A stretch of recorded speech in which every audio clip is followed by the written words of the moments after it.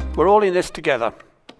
And it wasn't my phone that went off a few minutes ago, but I spent Tuesday this week appraising one of our deputy traffic commissioners. And how many of you have been to a public inquiry? There's a few hands. More than I might imagine. Well, what happens at a public inquiry is somebody makes an announcement and they say, turn your mobile phone off, or turn it to silent. So there I was at the back of this hearing with my deputy traffic commissioner doing his best, very nervous, having the senior traffic commissioner at the back. And what happened? My phone went off. I felt very, very embarrassed. I've titled this little session, We're All in This Together, because I think we are. We're all facing changes.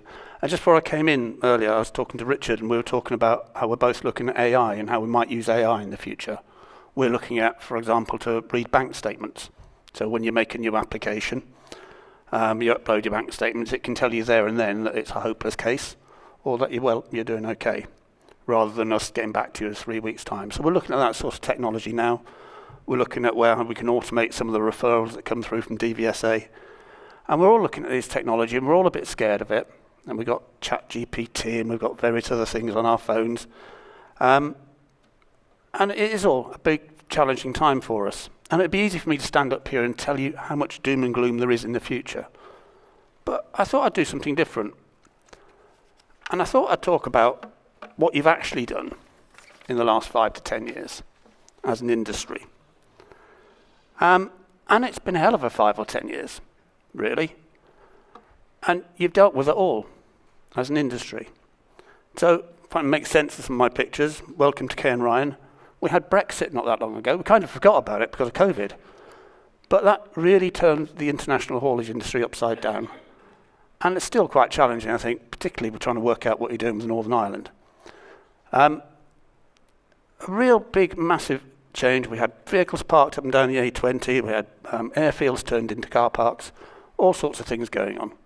You came through it. You dealt with it. You've come through it. In the middle there, the shops without anything on the shelves. It was you guys that put stuff back on those shelves. The country came to a standstill. What got it going again? You did. You worked through it. Very challenging times for drivers, for everyone that had to go into work. But you did it. You faced it. Some of the biggest challenges we've ever had as a generation. Now, the next picture. I'm often quite critical of the syllabus of the Transport Manager's CPC, because nowhere in there does it talk about the stability of the Middle East. Nowhere. And if you're a container operator, and I met one I think last night, you'll know that the instability in the Middle East had a massive effect on container operations as ships had to divert around the Red Sea, and they were taking weeks and weeks longer to get here. And I met one unfortunate guy who worked out of Southampton as a subcontractor who almost lost his business as a result of that, because there were no ships. But you dealt with it. Another challenge, it came along, very, I would think, unexpected, certainly not on my risk register, but you dealt with it. Now, we're 100 miles away from the capital, but the next one is London Direct Vision Standards. Something which I suppose is sort of now, you can see it sort of leading the way with things like Euro NCAP for trucks and the like sort of following on behind it. But that, again, is a massive challenge to you industry, not just for London and South East operators, but for anyone that goes into that area. We've got completely different vehicle design, and you've had to spend a lot more money on your vehicles. Unexpected costs, but again, you've dealt with it. And who'd have thought it? I live in rural Monmouthshire. But if I go onto the internet in the morning, my phone, which is on silent, I can order something and have it delivered by 7 o'clock that night. Who'd have thought that 10 years ago? Or probably even 6 years ago. E-fulfillment is a massive industry. And again, you've stepped up to it, you've delivered it. And I can live in rural Monmouthshire, get on my phone at 8 o'clock in the morning and have something delivered before I go to bed. That is amazing. But you've done it. And the next one, the last one, bottom left, electric vehicles. And that's probably the challenge that's facing you now. We've got targets for manufacturers to stop making them. We don't have targets for operators to start using them. But that's going to be talking about that today.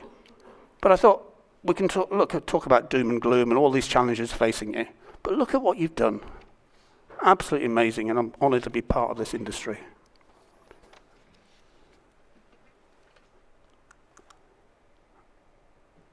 Go on. There we are. Now, there's a bit of a where's Wally in this one. So when I've talked about what I'm talking about, I'll ask who can spot the RHA individual in the picture. There is one. Collaboration, we're all in this together.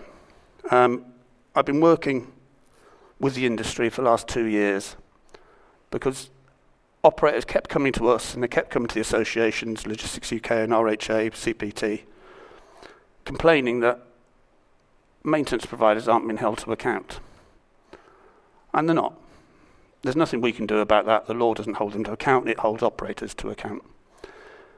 And it came home to me one day when I was talking to a scaffolder, husband and wife, and I asked them about their maintenance provider, because I'd been put on edge because it was some sort of agricultural implant fitter. I thought, I'm not sure that's ideal. And he said to me, well, he must be all right because you approved him. I thought, what? I haven't approved him. But I could see his point, because when you make an application for an O licence, we ask all sorts of questions. But the one thing we don't ask questions about is a page called Safety and Compliance, and about your maintenance provider. You know, if you put down the maintenance address as flat C or something, then we might ask some questions, but generally speaking, we don't. But this individual genuinely thought that we'd approved his maintenance provider. And I'd been talking at that time to a guy called Phil Lloyd at Logistics UK, sorry to mention that twice. And a few of the industry got together, and it took us a long time. It took us 2 years from that first conversation to launching something at the CV show this year, because we wanted to get everybody on side. So in that picture along the bottom there, which the people at the back are a bit challenged with, I'm afraid, you've got the policy makers. There's a representative of the Department for Transport on the far left. You've got DVSA. You've got me and my colleague Miles Dorrington. You've got operator representatives. You've got the maintenance providers there. You've got the manufacturers there. You've got Daimler and you've got DAF. You've got everybody in the industry. We had BVRLA as well as part of the working group. It took a long time to get everyone to agree it, but we've now launched MPRS, a maintenance provision rating scheme. We own it as an industry together, and we built it together. It's not ours. It doesn't belong to traffic commissioners. It doesn't belong to RHA or anyone. It's the industry's. And I would ask you to go and have a look at it. The easiest way to find it is to put in a search engine, MPRS, IRTE, and it'll pop up.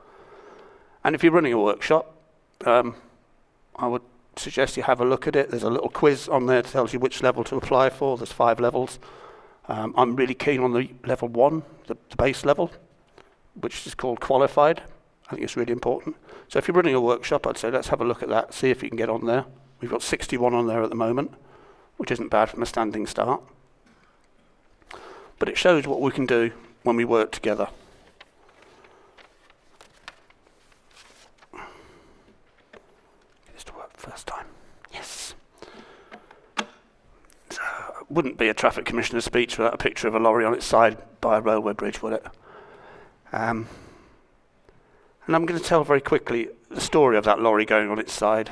Some of you might have heard this before, so I'm telling it in a few places. Driver, had asked for the day off. This is very important, as it links into the driver welfare point well, I think. He'd asked for the day off because his wife had had treatment for cancer, and she had a hospital appointment that morning at 10 o'clock, I think it was, in Southampton.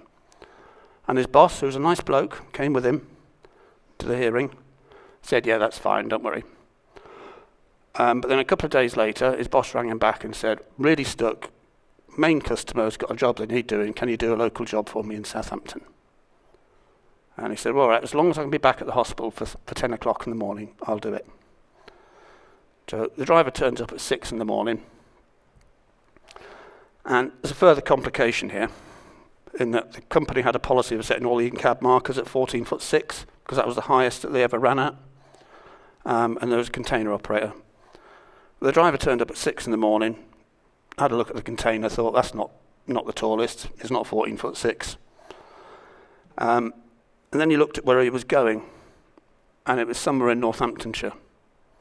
And he's thinking, how on earth am I going to get back here for 10 o'clock? I've got 4 hours. He picked up at 6 in the morning. I've got 4 hours to get there and back. This is not going to happen. And from that moment on, all he was thinking about was how he was going to tell his wife that he wouldn't be with her. And from the operating centre to the motorway, there were 2 routes. There's one that avoids the low bridge and one that goes under the low bridge. He didn't know how high he was, but he thought he was low enough to go under the low bridge. You can see he wasn't. That poor guy should never have been put in that behind the wheel of that truck that day.